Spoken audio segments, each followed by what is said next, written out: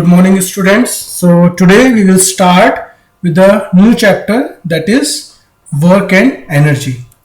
So, before starting this chapter, let's see the few contents that we are going to discuss in this chapter. First, we will discuss what is work, then how to measure the work, then what are the factors which are affecting the work, then the unit, then we will discuss about energy, then various forms of energy, and among those forms we will discuss about mechanical energy. Then we will discuss about kinetic energy, potential energy, and the types of potential energy. Then how the potential energy is converted into the kinetic energy. Then we will discuss about power, its various units, and the factors that affect the power. So these are the contents that we are going to discuss in this chapter. So let's start the discussion of this chapter, work. So first of all, let's see. For our day-to-day life, we all do some activities like we are playing, running, cycling, reading a book. All these activities require some energy. But fact is whether we are doing any work or not. So work depends upon the type of activity that we perform. For example, here are a few activities like reading, then writing, then thinking also, then speaking also, then riding the bicycle. In all these activities shown, energy is definitely required, but work done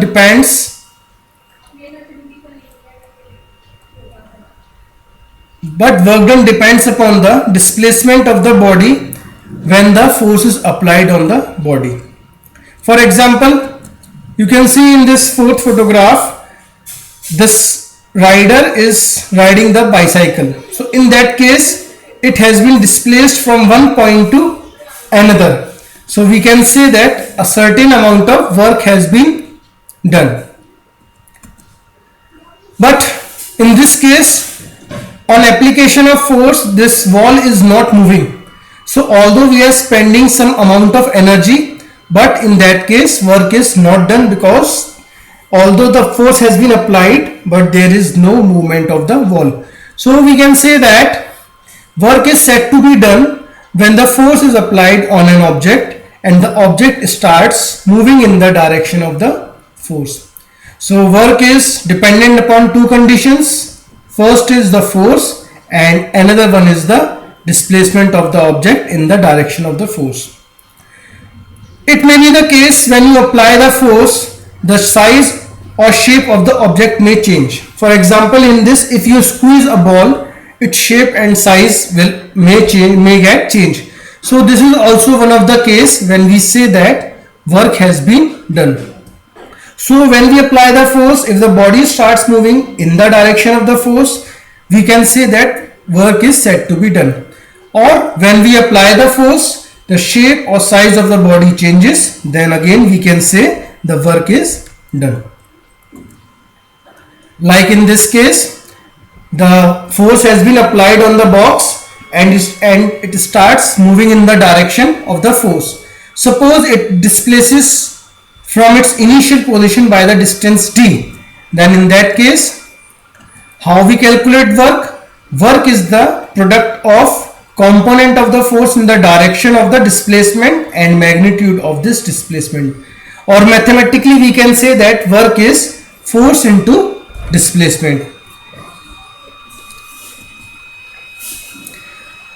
Like we have studied the units of various physical quantities, work is also having the units.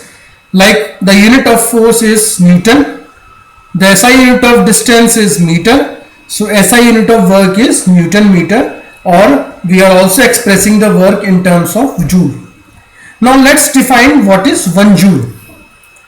1 joule is defined as the work done by the force of 1 Newton. Suppose you apply a force of 1 Newton on an object and displaces through a distance of 1 meter in the direction of the force. So when the force of 1 Newton displaces an object through a distance of 1 meter in the direction of the force, we can say that the work is 1 joule. Likewise, CGS unit of work is Diane centimeter, or we can call it as ERG, and 1 joule is equals to 10 raised to the power 7 ERG. Likewise, there are many units of work. Kilojoule is there, megajoule is there, some bigger units of work that we used in the many problems. Now, like I have told you, work done is force into displacement. So there is a question, why I have not said distance? So there is a distinction between the distance and displacement. Distance and displacements are two quantities that may seem to mean the same thing, yet have distinctly different definitions and meaning. Why it is so? Because distance is a scalar quantity that refers to how much ground an object has covered during its motion, or we can say distance is actually the length of the actual path, whereas displacement is a vector quantity that refers to how far out of place an object is, that is, object's overall change in position. Or in other words, we are also calling displacement as the smallest distance covered by the object from initial position to final position. For example, if a cyclist wishes to go to his house that is at point B, so he can take two paths. Either he can go from A to C, then from C to B, or he can straight away go from A to B. So in that case, the distance that is covered will be ACB, that is 8 meter. This is the longest one, and the displacement will be from A to B, that is the shortest path, that is 4 meters. So we can say that displacement is the shortest path between the 2 points. So this is the main difference between the distance and displacement. Displacement, if the body is moving, the displacement may be 0. For example, if a body is moving in a circular path, so when it reaches its initial position again, in that case the displacement is 0 because initial and final position are same. But when the body is moving, distance cannot be 0. Or displacement distance can be same when the body is moving in the straight path, like this. This is the straight path, so we can call AB as distance also. So make sure whenever you are using the formula of work, the D is the displacement, not the distance. Now coming back to the point, work done. So as the displacement can be positive, negative or 0, similarly work done can also be positive, negative or 0, and it depends upon the direction of displacement of the object with respect to the force.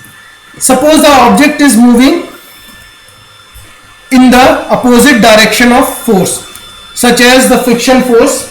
The work done by the force of friction is always negative. Like if you push an object and it starts moving, so the frictional force will come into the play, and the work done by this friction force is the negative work done. Like this, suppose a train is moving and someone is applying a force, so the work that is done is being called as the negative work, because the force is applied in the opposite direction of the displacement. Then coming to the zero work. Now when we can say the work is 0, either the force is 0 or displacement is 0, or when the force and displacement are perpendicular to each other. So in that case also we can say that work is 0. For example, when you hold an object and walk, in that case the force acts in the downward direction and displacement acts in the forward direction. So in that case the work done is 0. Few more examples that you must have been familiar with. A porter is carrying a load on his head and he is moving.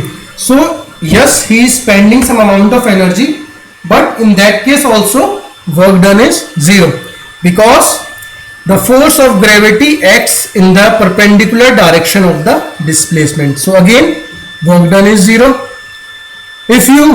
If a stone is tied at a end of the string and it is being swung in the circular motion, that case again, see, this is the force of the tension and this is the displacement of the object.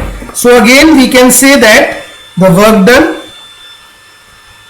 by the force of tension is 0. Why? Because force is again perpendicular to the direction of the displacement. One more case, the earth is moving around the sun in a circular orbital, in an elliptical orbital path. So in that case also, work done due to the gravitational force, or we can say centripetal force, is perpendicular to the direction of the motion. So again work done in this case is also 0. So we have seen the cases when work done can be 0, either force is 0 or displacement is 0, or if the force and displacement are mutually perpendicular to each other, in that case also work done is 0. So this is it. So this is the all about the discussion of the work done we have covered, and we came to know that work can only be done whenever there is the displacement of the object in the direction of the force. If there is no force, there is no work done. If there is no displacement, there is no work done. If the force is acting mutually perpendicular direction of the force of the displacement, then again there is no work done. So this is the all about work. In the next video we will discuss about the forms of energy. For now it's thank you.